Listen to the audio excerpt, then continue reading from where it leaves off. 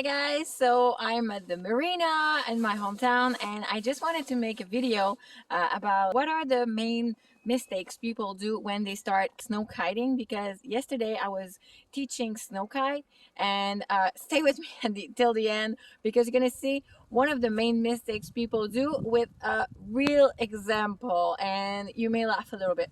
So one of the main things that people do when they start snow kiting or kite surfing is that they have a tendency to pull as much as they can on the bar. So they're just going to pull as much as they can, and it's a normal reflex. I think we don't feel safe, and we're just pulling on the bar as much as we can. So here I just wanted to show you, it's the lake.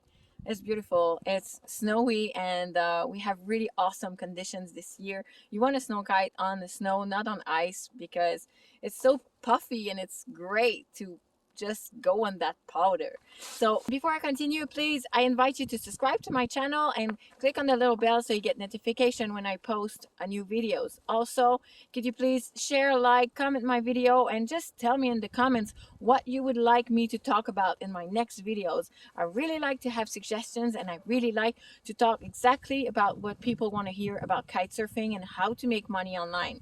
And about making money online, it's a really good solution. If you love kite surfing or whatever passion you have, you can just go out there, start your online business, and I have a proper link that you can just click. It's the first link below, or you're going to see it in the video, but you cannot click in the video, obviously. Just click on the link below, the first link. It's my #1 recommendation if you want to start your online business and start making money online.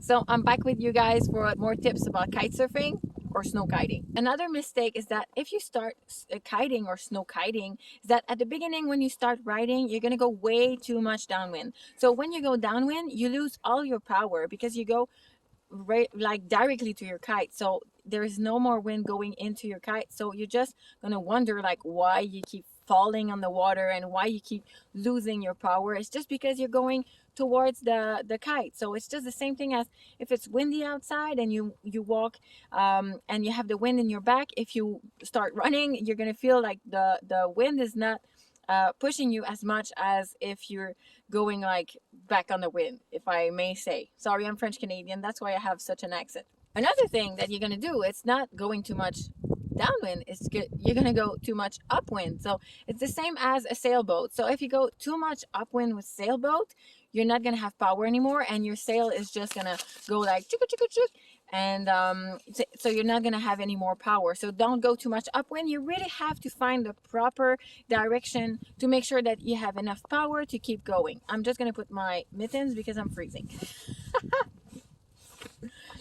There we go, the biggest mitten in the world. You should have these if you start snow kiting. They are so great. Another mistake that you're gonna do is that you're gonna always look at your kite. Stop looking at your kite. You have to enjoy the landscape. Look at your right or look at your left. Don't look in the air. It's just not worth it, and it's just gonna go make you go more downwind because you're gonna align your whole body to go downwind. So you look on the right if you want to go to the right. If you want to go upwind, you look as much as you can on the right. But as I told you, don't look too much on the right because you're going to go too much upwind. So if you want to go to the left, you just go look at on your left, and it's going to become really instinctive. So you're going to start you're not going to have to look at your kite anymore once you get used to it. So stop looking at your kite. It's not useful and it's not going to help you.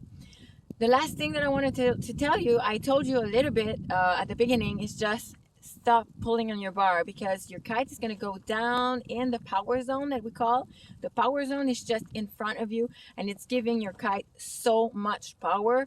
It's dangerous. It's something that you do just if it's really like there's not much wind and it's light wind that we call. So don't pull too much on your bar, because I'm going to show you exactly what's going to happen.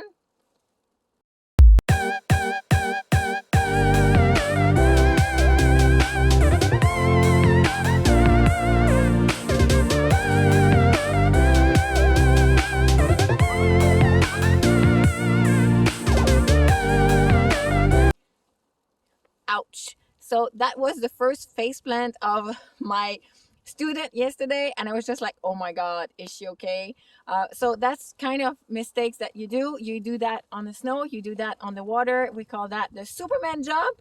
So in the water, it's less painful because you fall in the water, but you can see in the snow, it might be a little bit painful. You better fall on really big powder snow than on ice. So be really careful, please. Don't pull on your bar. There's a sweet spot. If you take a class, your instructor is going to show you exactly what to do with your bar in order to be on that sweet spot. So I'm just going to show you a last time my lake. Today it's snowy day. We're in February in Canada, and I'm going to close that cell phone because it may break because there's gonna be too much snow on it. But take care, guys. It was really nice to see you, and don't forget to subscribe. Click on the button of the little bell so you get notification when I go online, and don't forget to look at the first link in my description. That's the way I make money online, and I can live out of kite surfing and kite surf as much as I want. So that's the total freedom lifestyle. You can just deal with your own schedule and decide whenever you want to work and where you want to work in the world. So check it out, guys. You're gonna have a free ebook, and you can just take that information and make the best for yourself. Ciao.